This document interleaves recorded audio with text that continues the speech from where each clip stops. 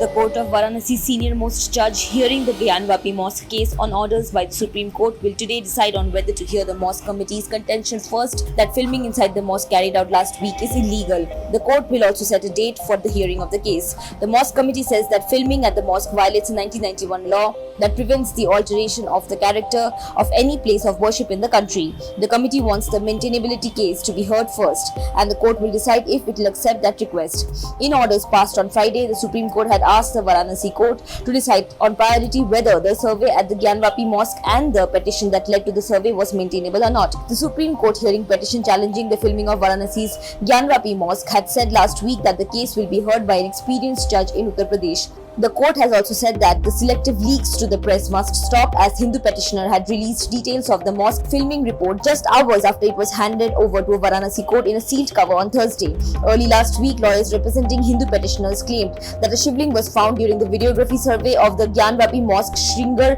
Gauri complex. The claim was disrupted by the mosque committee members, who said that it was a part of the water fountain mechanism in the Wazukhana reservoir used by devotees to perform ritual ablutions before offering namaz.